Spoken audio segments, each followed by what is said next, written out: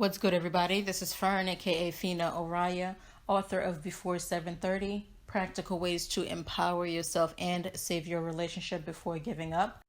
This is part 2 of my last video, Why Are We Still Protesting in 2020? I didn't want to make that video too long. The link to part 1 will be in the description, so definitely check it out. Continuing on with what I was talking about, everyone has a responsibility, so that what I talk about will make more sense. Check out part 1. So moving on, everyone has a responsibility. A change cannot take root until we uproot the hatred we have in our heart for anyone who is different from us, black, white, Asian, mixed, or whatever.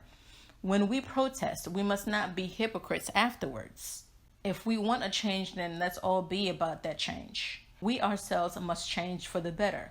We must not be hating on one another. We must not be going around here killing, stealing, raping, and mistreating one another. We must work harder not to let any isms rule our lives, whether it's racism, sexism, or whatever. We must not look at that hungry child or woman that we see like she's inferior. We must not act like just because you're 1 or 2 shades lighter or darker than the next person, then you're either superior or inferior to that person. That's a deep rabbit hole right there. That's a deep rabbit hole right there in itself. We must get rid of this superior and inferior complex, even within our own communities. We must get rid of this hatred that we feel for one another. We must get rid of this hatred that we feel for anyone who doesn't walk or talk like us. We shouldn't be attacking anyone unless they attack us. We must start to think, really think about our actions as well as how we think. We must ask ourselves, where are these thoughts coming from? Whose thoughts are they? Why am I a racist? What is it that I hate about myself that makes me a racist? How archaic are those thoughts? How useful are those thoughts today?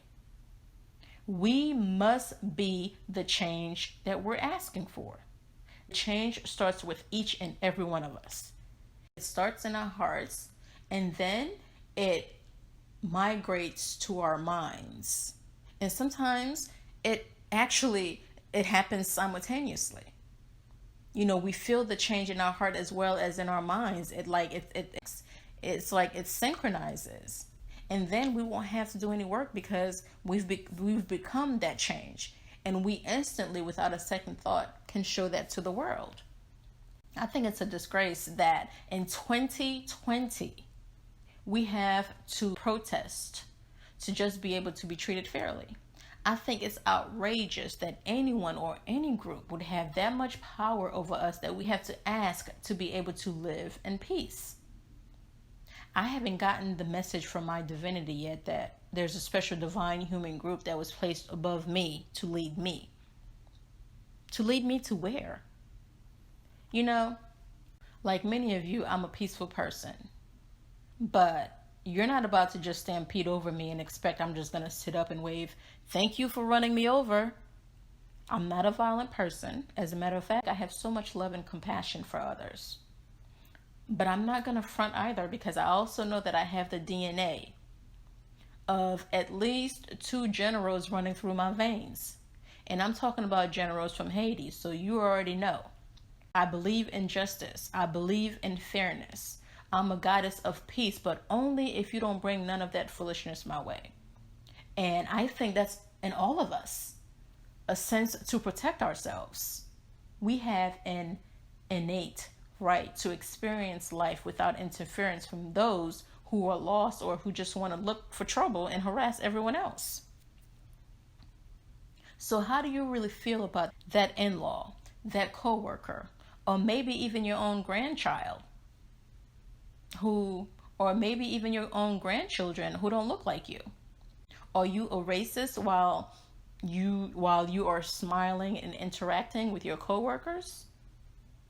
We say there's only one race, the human race, but we don't act like there is just one race. When I look at an application and it's asking about your race, I don't see just one race written on that application. Truly, I didn't think that much about race until I moved to Georgia. Yeah, I mean, I knew about racism, but it was never something that I gave too much thought while growing up. I never had any issues with my friends who didn't look like me. Even today, I still have really close friends. I'm talking about some friends I've known for more than 20 years who are of different ethnicities and don't look like me. That's not what's important to me.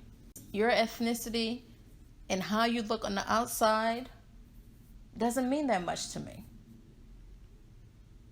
It's how you treat me as your friend that's important to me. It's how you care about me as your friend that's important to me. It's how you look out for me as your friend that's important to me. But moving to Georgia, I realized how much the color of a person's skin was such a big deal because it used to come up in too many conversations. It used to come up in too many conversations. I was so confused.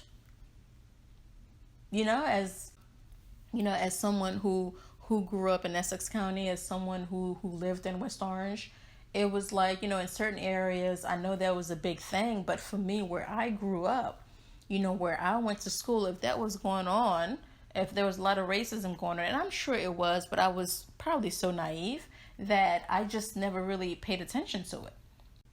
It's just that it's not something that I had a direct experience with. Now, no one can make me hate myself. I choose to embrace those who embrace me. It's time that you start living that life of change that many of you are demanding. More of you have to be about that change in your everyday lives, or else you're protesting in vain. You can't be out there protesting, but you're beating on your woman.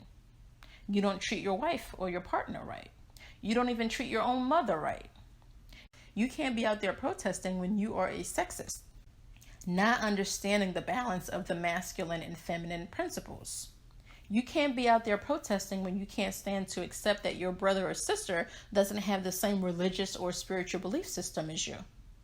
You can't be out there protesting if you are a man and you're not taking care of your responsibilities at home. You're only inviting that kind of disrespect that we're seeing in those people that already hate you in your family. You can't be out there protesting if you are molesting and abusing children. If you don't even know what is going on with your own child.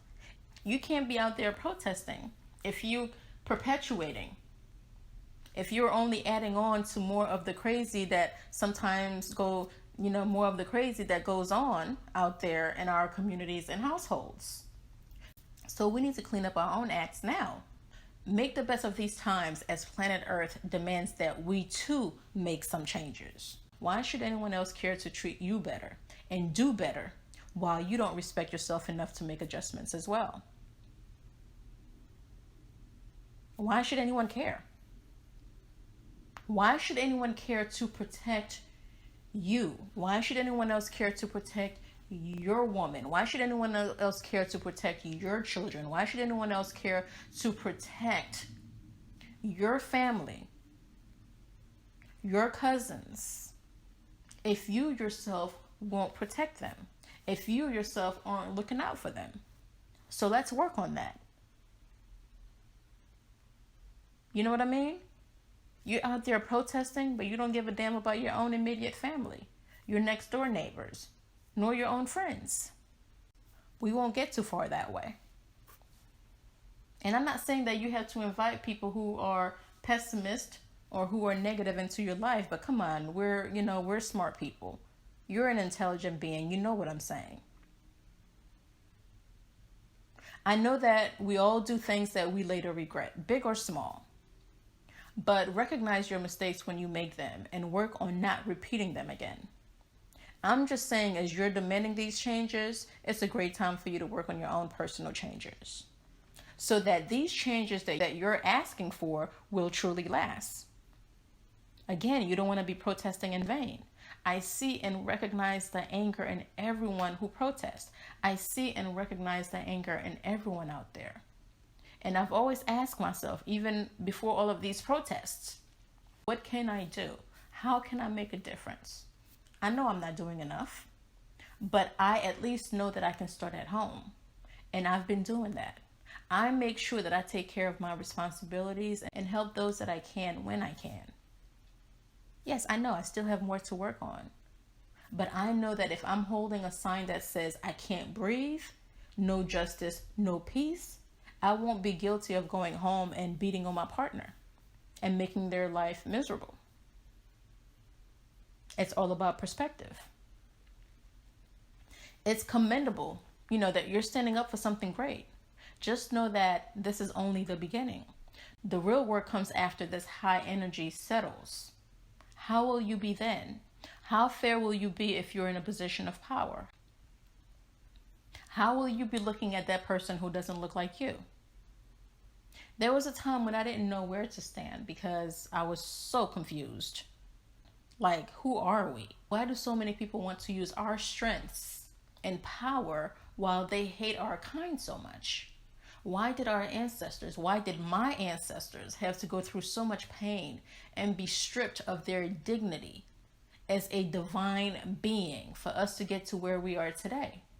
Why do so many of us now despise and look down on our ancestors' way of life and belief systems, which they used to liberate themselves from the chains?